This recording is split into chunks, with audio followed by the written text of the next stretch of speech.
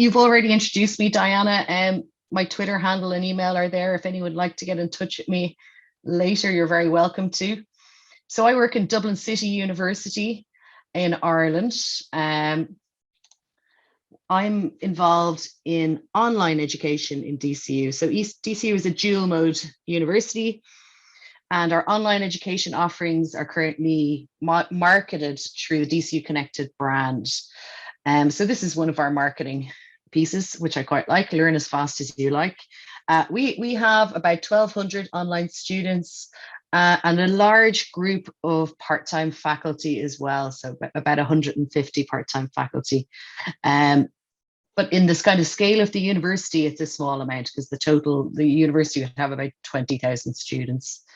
So that's just a little bit of context. Today, I'm going to talk a bit about assessment, online assessment, maybe what we know, where it might go in the future, what do we learn from the pandemic, or what have we forgotten already?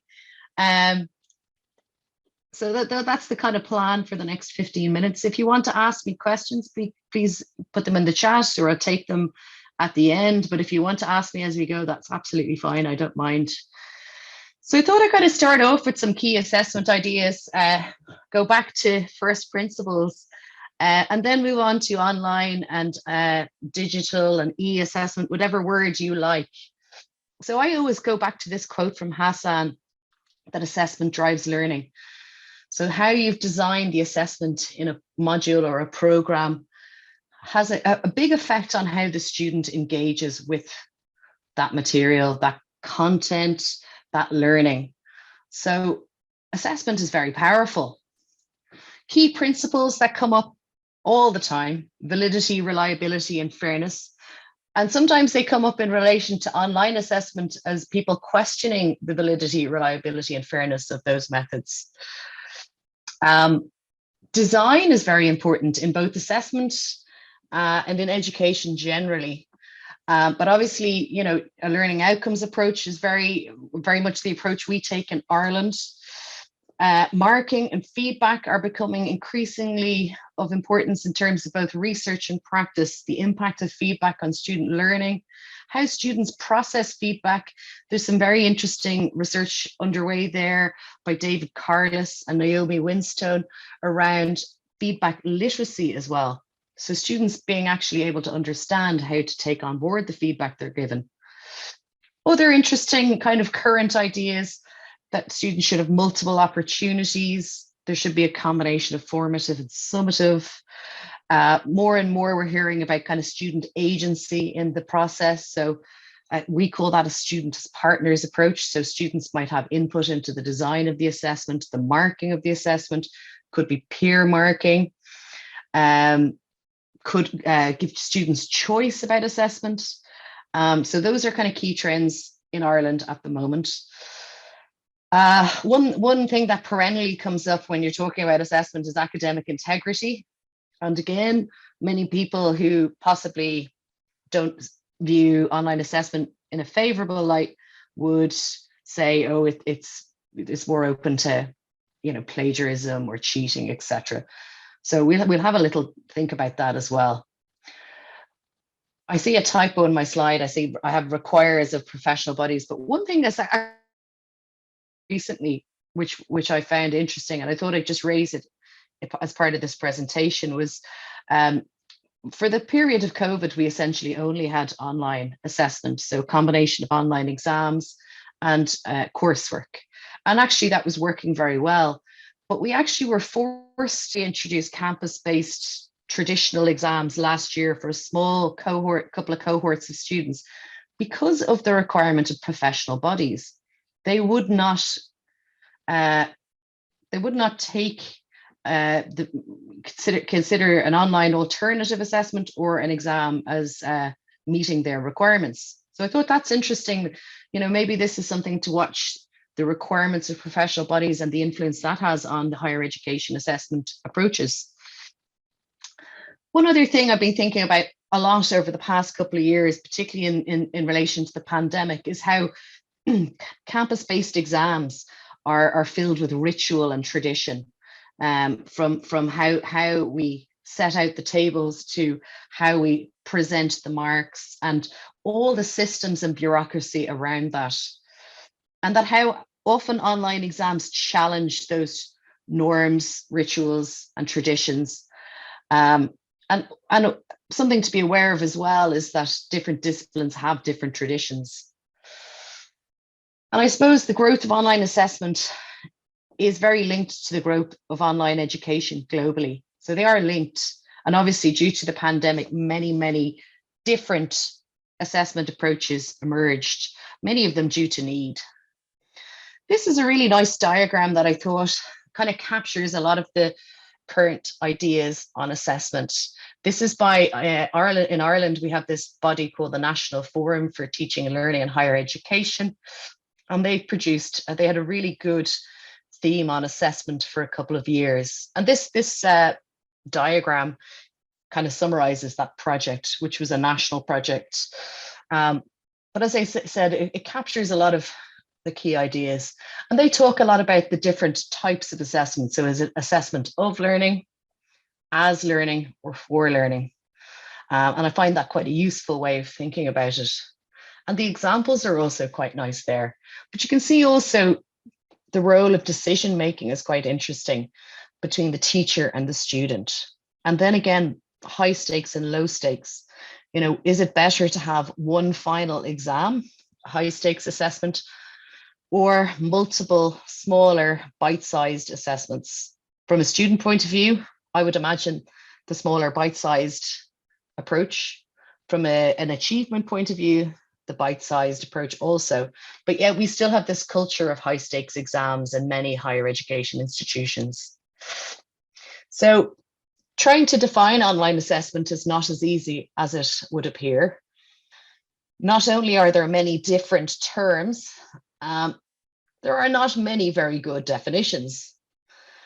So in terms of terminology that you will come across, alternative assessment, non-traditional assessment, e-assessment, digital assessment, there's probably more. If you think of any more, put them in the chat so I can add them to my list. But I thought this definition here was reasonably good. So online assessment are any means of evaluating student achievement, providing feedback, or moving students forward in their learning process.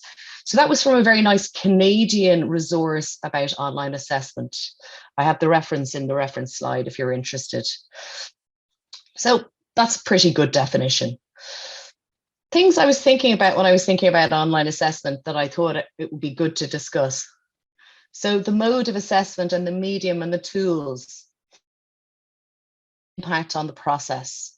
So is the assessment done completely online? The student uses an online platform, the virtual learning environment, an online tool, or do they just submit online? Yeah, I mean, both are possible.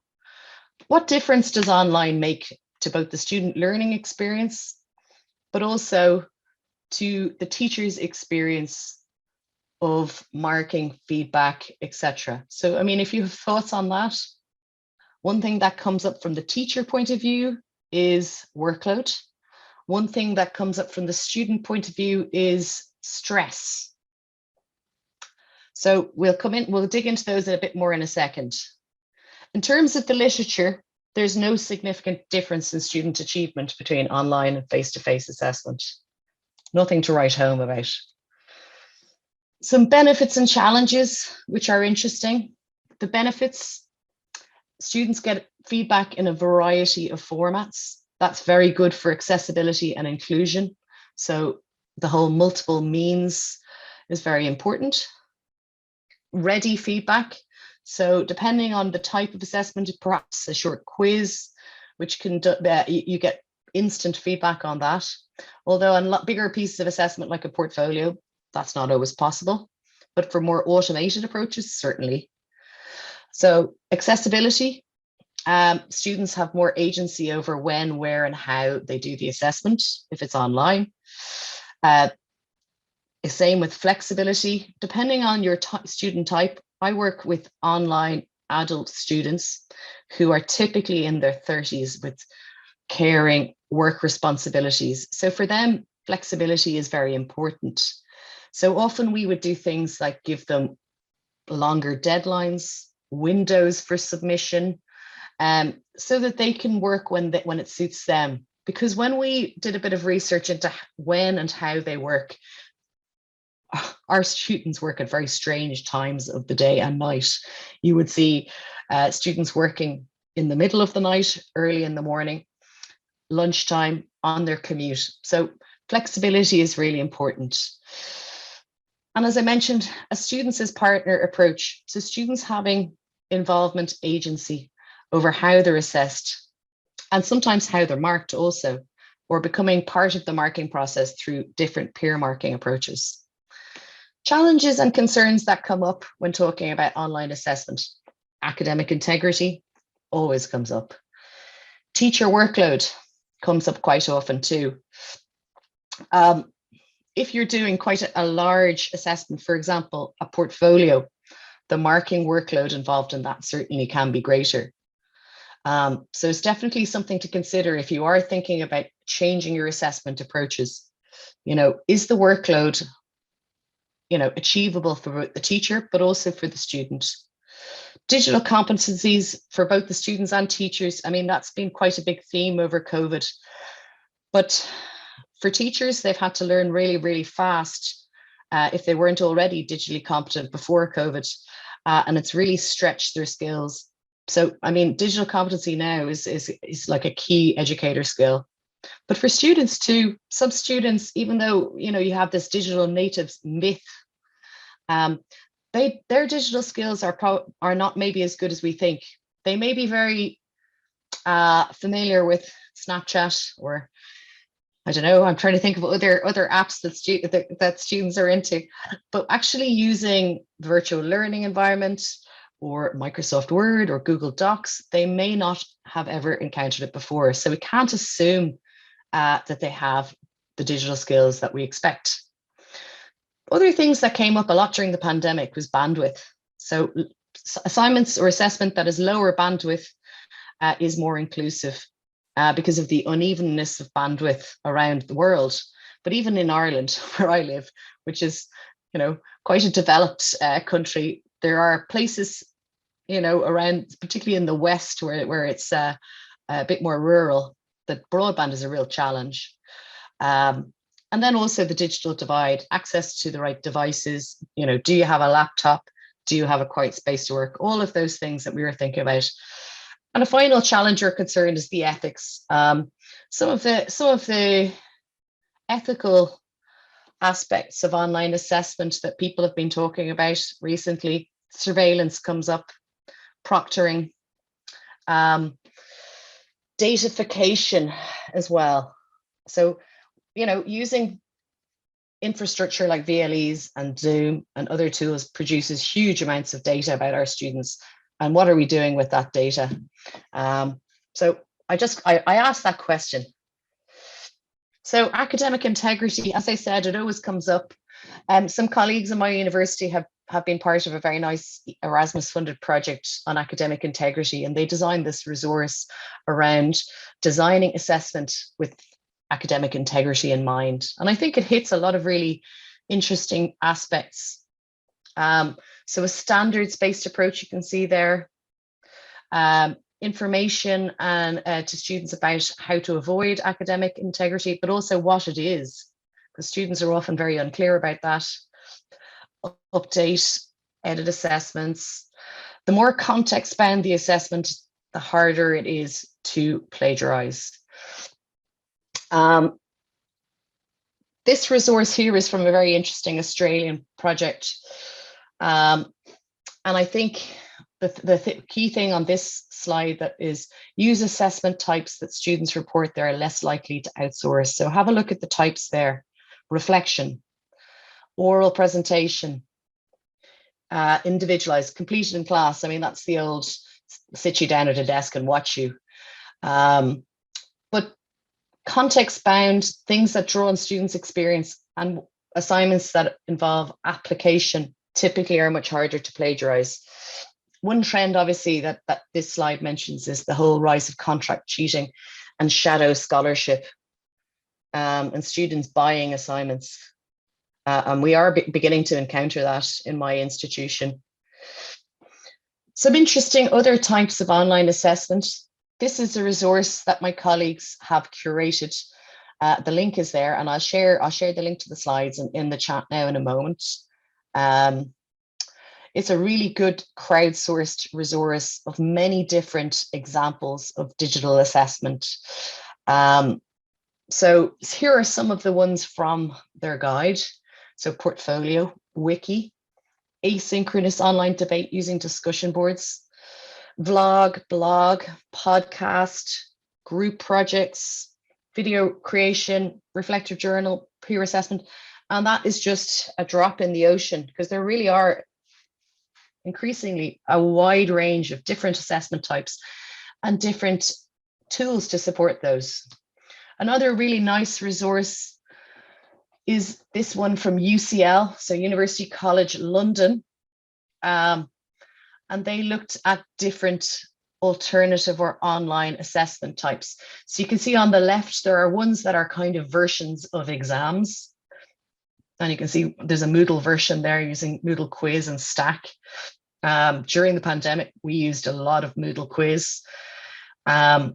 Take-home papers for the majority of the DCU connected programs. That's what we did when we had to pivot. Oddly, for an online program, we had an awful lot of campus-based exams. So we turned them into take-home exams in the first year of the pandemic. And then in the second year, we actually redesigned our assessment approaches to get rid of exams completely and replaced with coursework. The coursework-based alternatives have some interesting ones too. Most of the ones I think I've mentioned before, but there's a few different ones. Annotated bibliography is very interesting. Creative artifact. So a couple of really nice wikis are great as well. I mean, you can use the wiki tool within Moodle, or you can actually edit Wikipedia itself. And that's a lovely open project as well. So some really nice variety there.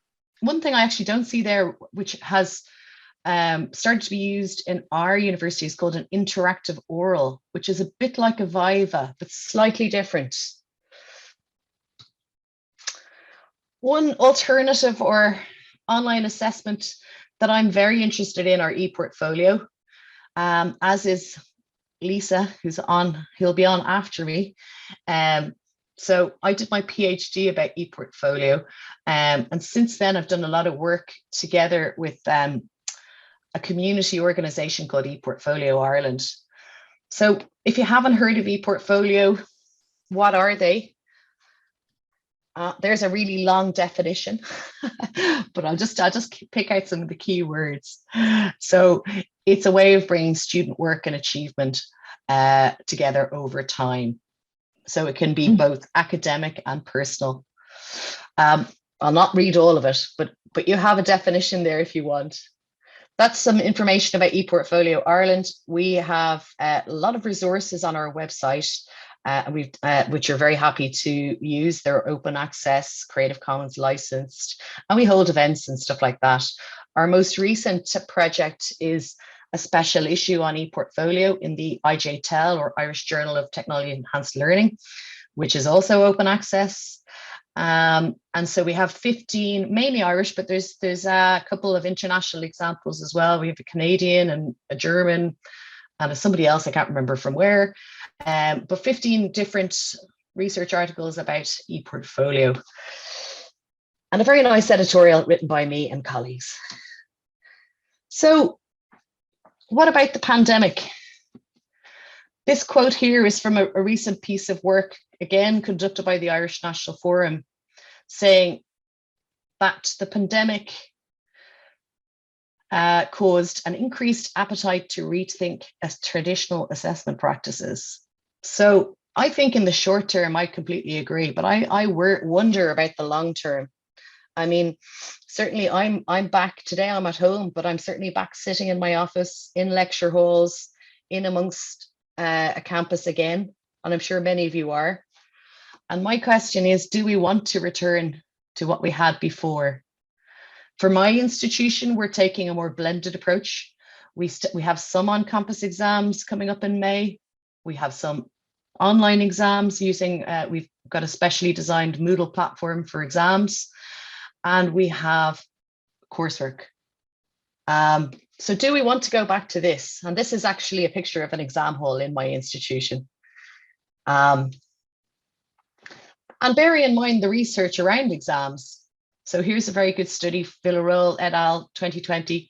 Exams tend to measure lower order thinking skills when the literature argues for the benefits of a richer, authentic approach to assessment. So in summary, exams aren't very good. What do students think? This is very interesting. The top quote here is from another Irish study. 84% of students would favour continuous or open book assessments over formal exams in an ideal learning environment. So students in that study prefer online or open exams. But in another study carried out by colleagues who she actually has the same surname as me, but she's actually a different person. 55% found online exams more stressful. So that is interesting. Some students prefer the flexibility and some students would like to go back to the same. But I suppose this is something to think about. What about staff? What do academics think? Again, another Irish study carried out by Geraldine O'Neill. This is in another Dublin University, UCD. Very big, large scale study of assessment and assessment changes carried out. And the biggest barriers to change there were time and support, and workload comes up repeatedly. So essentially academics not feeling like they have the time, energy, or space to put effort into a change process. That could be pandemic-based fatigue, or it could just be, academics overworked. And I suppose I'm just going to end on two questions. The whole surveillance issue. I mean, do we want to go down the road of online exams that are proctored? And that essentially are we surveilling our students through this?